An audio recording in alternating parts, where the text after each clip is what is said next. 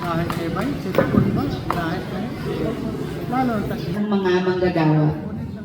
Ano nga ba ang buhay ng isang manggagawa? Ito ba'y buhay na madali at kaaya-aya? Buhay na puno ng yaman at karangyaan? Buhay na nakakarating kung saan-saan? Ano nga ba sa tingin mo? Buhay ba nila'y puno ng kasiyahan? Maraming pera at pagkain sa hapagkainan? Makakapamasyal kahit saan magustuhan? Oo, tama ka. Sila'y nakararating nga sa kung saan-saang lugar. Hindi upang magliwaliw o mag-enjoy sa kasiyahan, kundi upang ipahayag ang salita ng may kapal.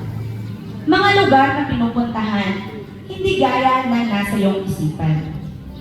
Mga lugar ay liblib, bukid o malayo sa kabihasnan. Umulan man o umaraw, patuloy na lumalaban, upang binitawang pangako, kanit lang magampanan. Hindi kailanman nagbibigay ng anumang mga dahilan, kung ito ay tungkol sa ministeryo ng may kapal. Umaga, tanghali, o kahit gabi man, makikita mo pa rin nasa mga lansangan. Pagkatapos ng linggo ng pananambahan, mayroon pang kasalan na dadaluhan. Minsan naman, biniyag na miminsahiyan, o kaya naman burol na lalamayan.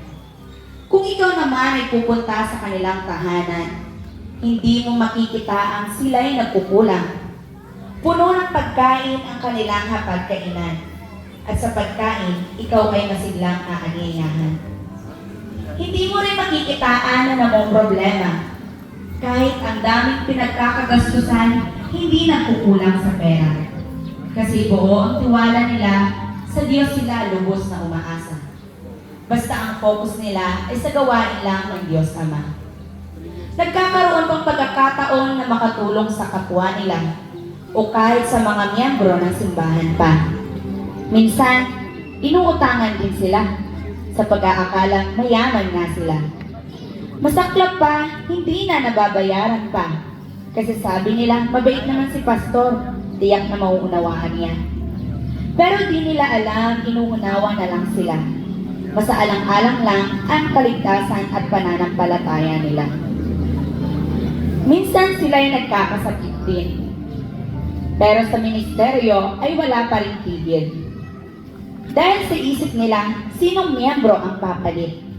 Kung sa Bible study, hindi sila maka-attend. Madaming dapat isaalang-alang kapag sila'y namahinga. Paano ang mga kaluluwang nag-aasam sa mabuting balita? Paano ang mga taong uhaw sa salita at sa kaligtasang hatid din ng Diyos sa kanila? Kaya't kahit may sakit, pinipilit makapunta. Gaano man kalayo ay sasadyain talaga.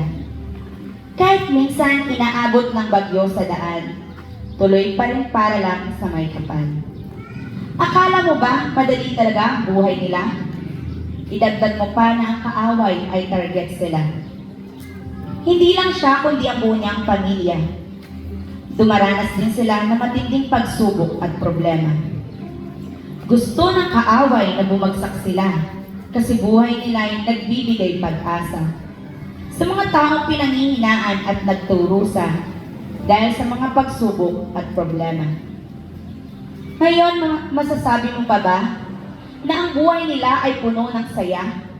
Puro ka pa backslide at minsan hindi nagsisimba dahil puro katampo at pasuyo pa. Di mo ba alam ilang gabi ang ginugugol nila?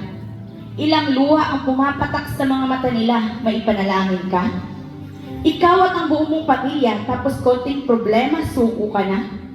At madali lang para sa iyo na talikuran ng pagsamba. Inaasahan niya sana na makasama ka sa mga Bible study or visitation niya. Pero minsan, imbis mabawasan ang pasanin niya, nagpapasuyo at bisita kapag nagtatampo ka. Ito'y hindi pa tama kundi isang paalala na ang ministeryo ng Diyos ay hindi madali talaga. Madaming sakripisyo at pasaning dapat bigyang halaga upang magtagumpay sa regalong kaligtasan na mayroon ka. Oo nga, Sinasabi mong responsabilidad ka nila. Kaya nga sinisikap nilang tulungan at unawain ka. Pero ang kaligtasan ay individual at personal. Tandaan mo na ikaw din ang haharap sa may kapal. Sana itong simpleng mga salita tumimo sa ating puso at kaluluwa. Tanggapin ang positibo at isabuhay pa upang lalo tayong sumigla at mag-level up sa pananampalataya. Bawat isa ay may magiging responsable sa ikalalago ng ministry at ng iyong sarili. Hindi lang para sa ating mga pastor na tinitingala, kundi pati na rin sa ating mga sarili. Maligayang pagdiriwang at pagpaparangal sa ating mga masigasig na mga pastor at mga manggagawa. Sana po ay tanggapin ninyo ang aming lubos na pagpapasalamat at pagrespeto. Maraming salamat po sa inyo. Sana po'y patuloy niyong pagpalain ng Diyos sa inyong ministeryo. Happy Pastors and Workers Appreciation Day po.